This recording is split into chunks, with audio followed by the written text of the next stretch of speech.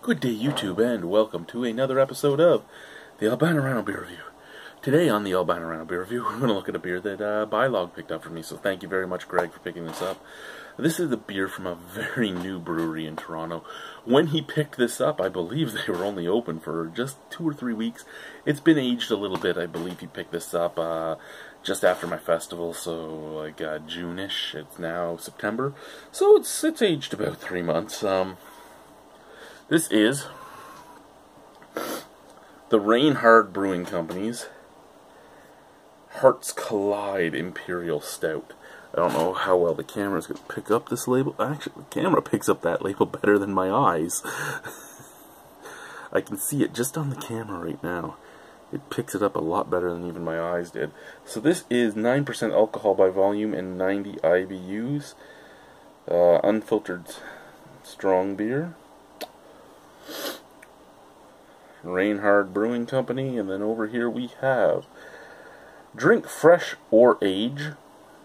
Glad, you know what, that's great that they say drink it fresh or age it, whatever you want to do, because that's really what it comes down to. The consumer should do what they want as long as they don't destroy the beer.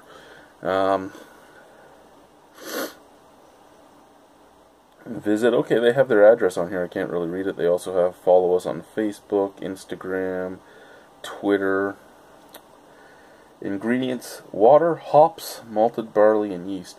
Oh, that's interesting. They put hops as the second ingredient, basically telling you that there's more hops than barley in it, but we all know that would be false just because of the amount of barley any homebrewer would ever have to use to make a 9% alcohol beer. But that is a fun little change in the thing.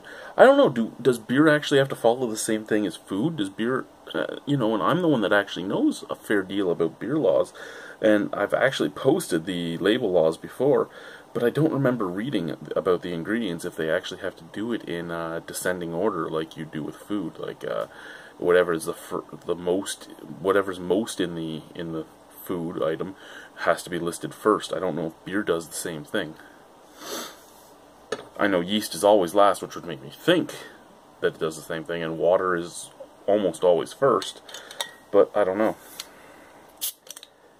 Okay, so the only sadness on this whole thing is that he does not have a Rainhard cap, and I just threw the cap on the floor when I was trying to clean the basement because the in-laws are coming. Good work, Daddy. Good work, Daddy. Oh, this is looking so nice.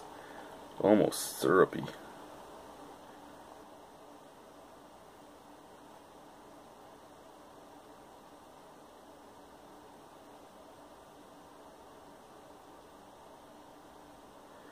Oh my god.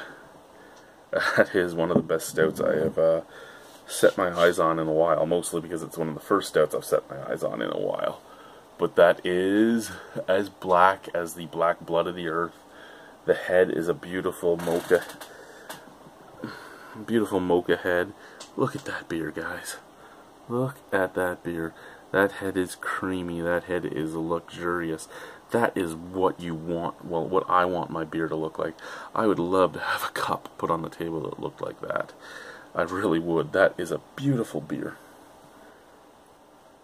The tiniest snap, crackle, pop in there, so the head will last. It won't last all that long, but it will last. Smell.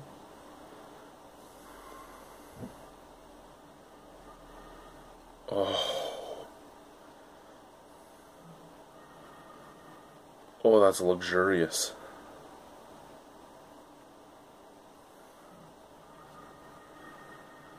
Oh,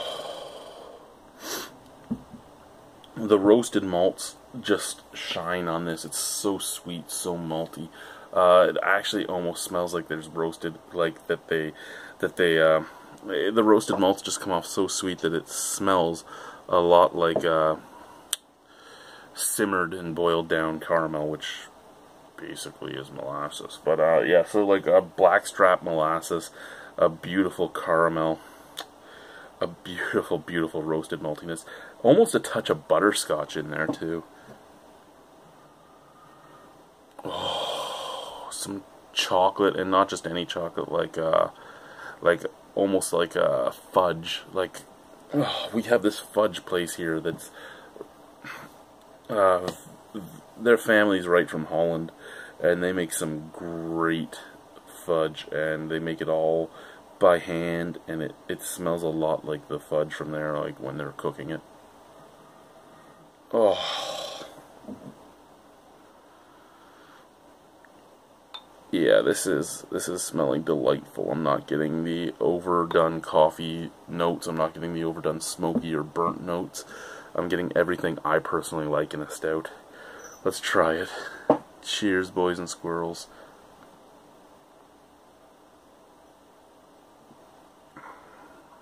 Oh. Oh yeah. Okay. 90 IBU. You would never know it. I'm kind of curious what this was fresh, how much of the 90 IBU actually popped in your mouth, but I'm guessing it was hidden by the complexity of the beer. This is very heavy bodied, creamy, it fills your whole mouth.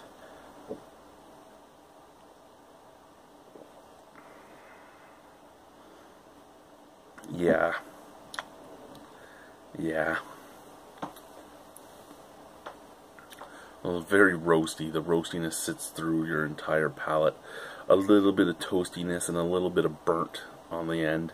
That burnt on the end is what's covering up any of those IBUs that are really still around.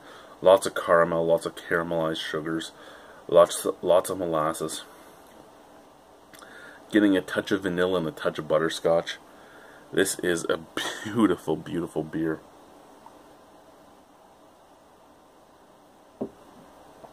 Oh yeah.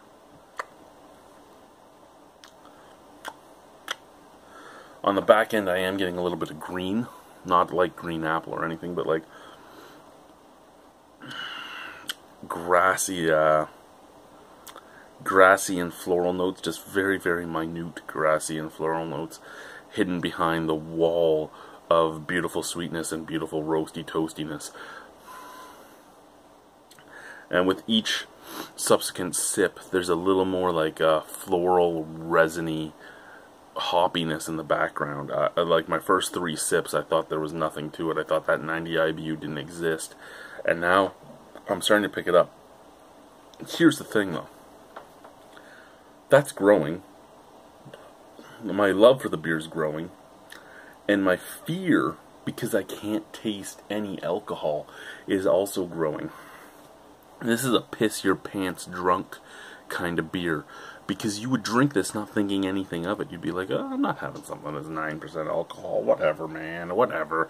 And then you would fall down your stairs and die.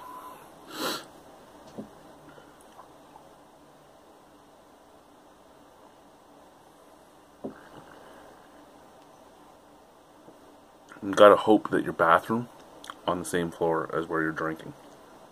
All I'm gonna say, if you're gonna drink more than one of these on your own. It's a beautiful beer though. I have no complaints about this beer. Again, it's aged a little bit. I don't know how it was fully fresh. Do I even care right now?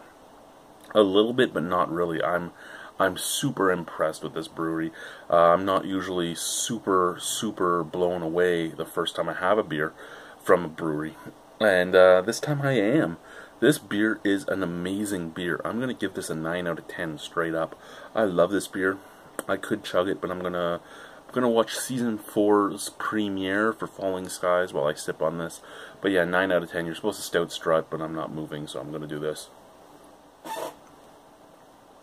There's my stout strut for the Rainhard Hearts Collide Imperial Stout.